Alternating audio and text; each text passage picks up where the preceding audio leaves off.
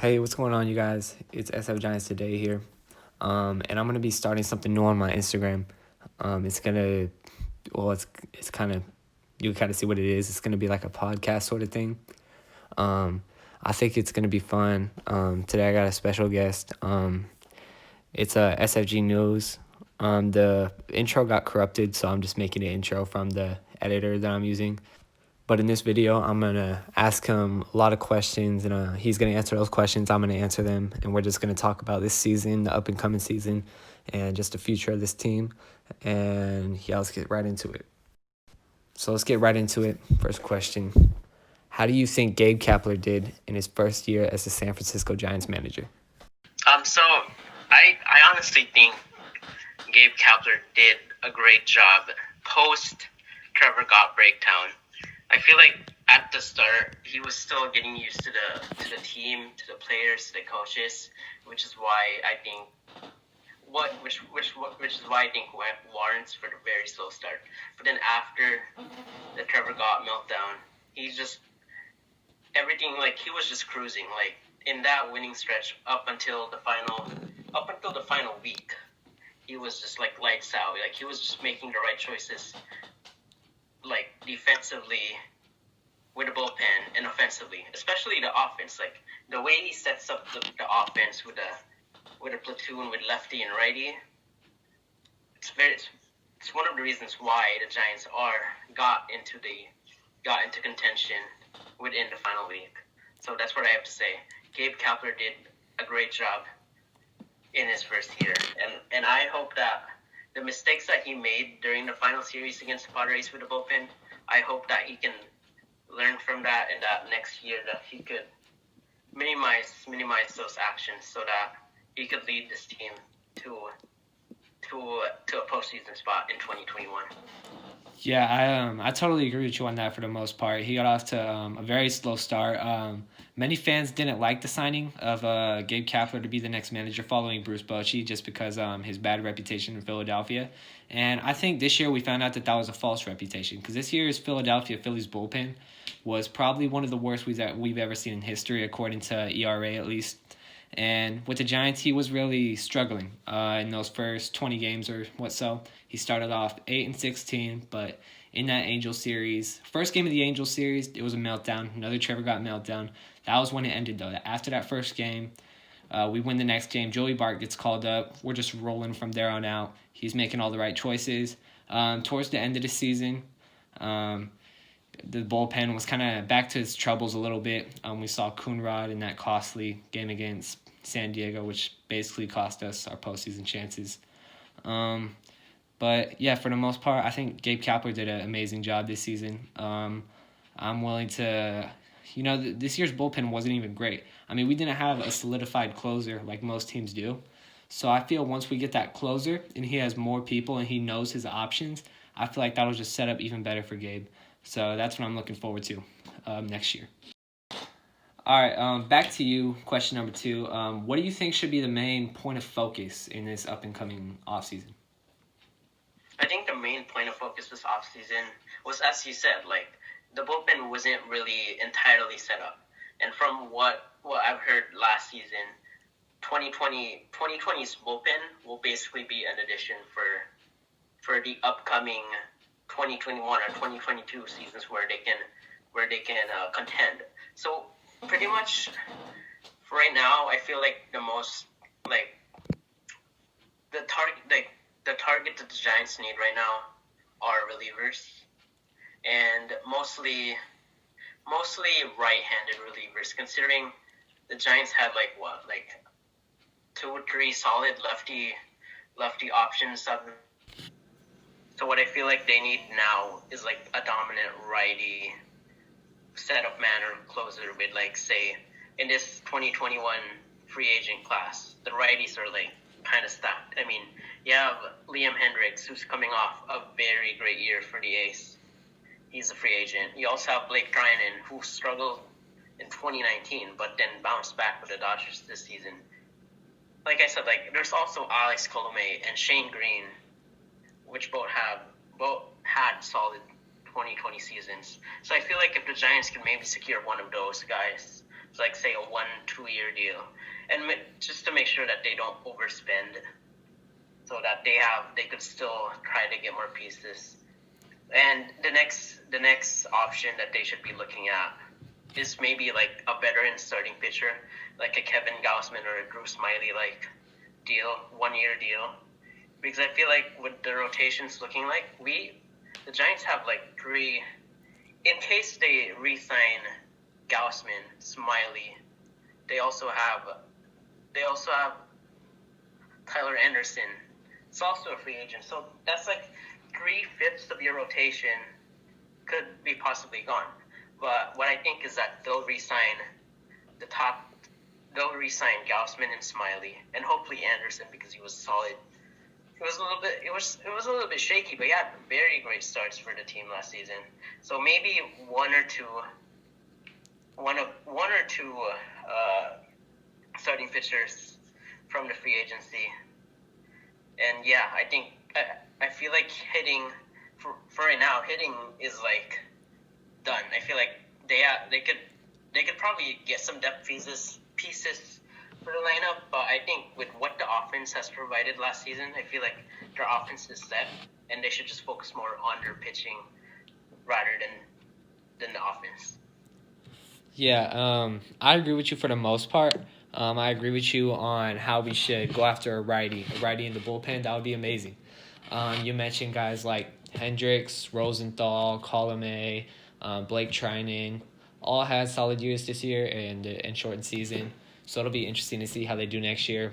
I think for the most part they'll turn out well, but the main focus for me in this up-and-coming offseason is also the bullpen. I mean, you mentioned our offense was the best it's been in years. So I don't think we need to work too much on the offense. A guy like George Springer, I can see us being in the talks for him. I don't know if we'll actually pursue him, though. I don't know if we'll give him that money that he wants. But I think for sure we'll be in the talks with them. Starting pitching, we can re-sign Gausman, Smiley. They were our best two pitchers this year. I don't see why you'd let them walk. Tyler Anderson, he had a solid season. He could be a back-end rotation starter, maybe your 4 or 5 guy. Cahill, I'm not too sure about him yet. Maybe he could be like the long relief pitcher out of the bullpen, but for anything else, I don't really want him. I'm not sure how I feel about him.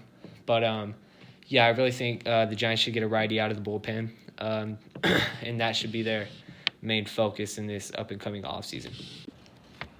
So, next question. If you had to choose one free agent this offseason for the Giants to realistically pursue, who would it be? Going with the trend of right-handed bullpen arms, there's 4 options.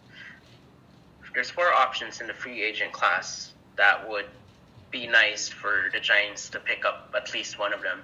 And they're Liam Hendricks, Blake Trinan, Alex Colome, and Shane Green. For me, I'd say the Giants would go and try. I feel like realistically the Giants would sign Blake Trinan. I feel like Liam Hendricks would ask for a lot, and I don't think Giants will try to get Hendricks, considering I feel like Hendricks, after his incredible regular season this year, he'll ask for like say a multi-year contract. Probably cost like say maybe 40-50 million.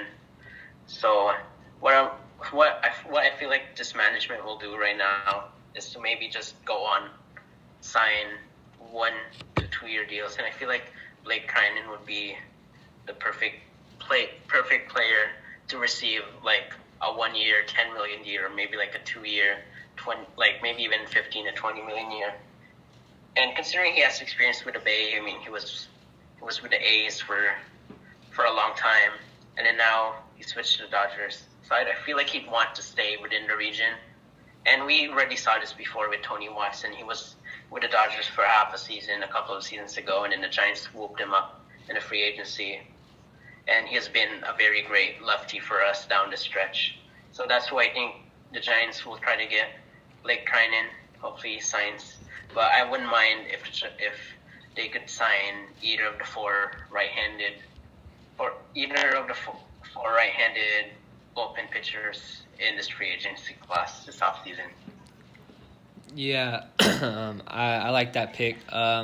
I'm going to also go with bullpen. I'm going to go with Trevor Rosenthal from the San Diego Padres. He was acquired from trade at the trade deadline from the Kansas City Royals. He's had a phenomenal 2020. In total, he has a 1.90 ERA, which is amazing for a bullpen arm. And I think I should note that since he's come to the Padres, he's had a 0.00 ERA with the Padres in 9 games in 10 innings pitched. So that's also a plus. And Oracle's a pitcher's park. So, why wouldn't you want to come here, And the Giants do need bullpen help. And I think if there's one guy you could just go after, offer him like a 3-year deal, maybe, I don't know how much he'll want for a year, but if you can get him on a 3-year deal, on a reasonable contract, I say you go for it. And I think Trevor Rosenthal could be our closer for the next couple of years if we do sign him. So that's who I'm going to go with. All right, so question number 4. This is an interesting question. When is the next time that you see the San Francisco Giants making the playoffs? And I think I should note that we're not sure if it's going to be back to the way it was before the postseason or if it's going to stay at the 8-team postseason from each side. But let's say it goes back to normal. When is the next time you think the Giants make the playoffs? So I honestly think, realistically, I would say 2022 is their best shot of like going all in and then making it all the way. But I wouldn't rule out 2021 because in this season, what we've seen was dominant. Was like their offense was very good. We haven't seen this offensive production since maybe first half of 2016. So I feel like if they could maybe nail down the starting rotation and the bullpen, maybe just not go all out yet, but maybe add couple of key pieces, then maybe they could compete in 2021 again. But from what I've seen and what I've heard, I think they're gonna go all out in 2022, and that's gonna be the year where they're just gonna maybe make a big free agent signing and then go all the way from there. Considering 2021, you'll also develop some of like the big name prospects like Helio Ramos or Marco Luciano, and then they could come up in 2022 and could possibly make a big boost for the Giants team that year. So I think 2022 is the year that they're going to be very competitive, but I wouldn't rule out 2021 after this season's performance. Yeah, I'm going to agree with exactly what you said. 2022, I think that's the year the Giants will almost 100% make the playoffs, but I also wouldn't rule out next year, and here's why. We don't know what the Giants will do this offseason. They could make a big splash. They might not. Who knows? But this is the best offense we had in years. If we go after pitching, that would just be such a big help to our team. It would be the help that we need. And you got a guy like Elliot Ramos who's probably going to come up in like May of next season. And you got guys like Marco Luciano, Hunter Bishop, and Seth Corey, who are all scheduled to come up in 2022. So that's another reason why I think 2022 is going to be the year. Plus, you got guys like Lindor, who will be a free agent in 2021. People were talking about the Giants making a big splash in that offseason. And who knows, Lindor could be that big splash free agent that we get. I mean, we saw the contract that we offered Harper. It was around 10 years, 300-something million. I can't really recall that contract. But we saw how much money's on the table for the Giants, and that's when I think the Giants will make the playoffs, 2022. All right, one more final question. This one's kind of a fun one. So Joey Bart came up this year, kind of struggled as expected. It's his rookie season, only had 17 games above A-ball. What are your predictions for Joey Bart in the up-and-coming season? So my predictions for Joey Bart is that I think he will start the season in the minor leagues. If and only if the minor leagues stay, but I honestly think it will. So I feel like he needs more time to produce in the minor league level. I feel like most, if not some fans wanted him right away last season, and I think the team made the right decision by making him stay in Sacramento, making him face some major league pitching with what the Giants have in their 60-man pool last season. But at the end of the day, his rookie season, even he struggled, but I think that was kind of expected with a rookie who doesn't have that much playing time in the AA. He hasn't even had AAA numbers. Like, he hasn't played AAA at all, so he just jumped from some AA to the 60-man pool and then working against the Giants pitchers and then going to the major leagues. So I honestly think he will stay in AAA for, like, say half of the 162 game season next season, considering he still needs to polish some of that. He still needs to polish some of his techniques. Like, he's striking out a lot. He couldn't hit the outside pitch or sometimes the inside pitch. So I feel like he needs to polish more of that, and I think he still needs to get wisdom from Buster Posey next season so that he could be a valuable catcher after Buster retires or joins another team. So once he gets that time with Buster and in the minor leagues next season, I expect him to finish off the 2021 season with the major league team, and hopefully he could improve from what he's done after the season. Yeah, he had a struggle. He struggled this year. It's obvious. But here's the thing. All right, so you have him at the alternate site down in you can't even call that AAA. You could call that it's just an alternate site. He's facing Giants pitchers. Some of them former major leaguers. He faced guys like Derek Rodriguez, Andrew Suarez, Rico Garcia, people like that. And I really like to call up this year because as much as they wanted him to stay down there and just learn, I mean, you're facing the same guys over and over, so you're not doing much. Of course, you're doing drills and stuff like that. But I think it was such a big part of him to be able to see major league pitching this season. And yeah, I think he should have 3 home runs. He literally just missed out one by literally 5 inches. So that kind of made me mad. But yeah, next season I see him, unless he has an amazing spring training, which he has for the past 2 seasons. But I'm talking maybe 4 to 5 home runs. Batting average above 300. Unless he has a crazy spring training, I don't see him making the major league roster. I see him and Elliot Ramos being called up around the same time, and I see them being called up, and they're going to be productive when they do get called up. And I'm excited for that, but I think it'll be nice for him to see different pitching down there in AAA, because that's what he needs. He needs to see different pitches, different pitchers. And once he just gets the hang of that, call him up. He can learn behind Buster. Him and Buster, it's going to be a dirty combo. I mean, switch him off DH every once in a while when the other one needs a break. It'll just be filthy. And I'm excited for it. But yeah, I do think he will start next season off in AAA. So yeah, that's it. All right, so those were the questions. That's going to wrap it up. And I want to thank Gian for his time / SFG News. That's what you guys know him by.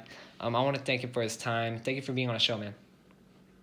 Yeah, of course. Thank you for having me, too. This was a pleasure to do and to just talk about the future of this team.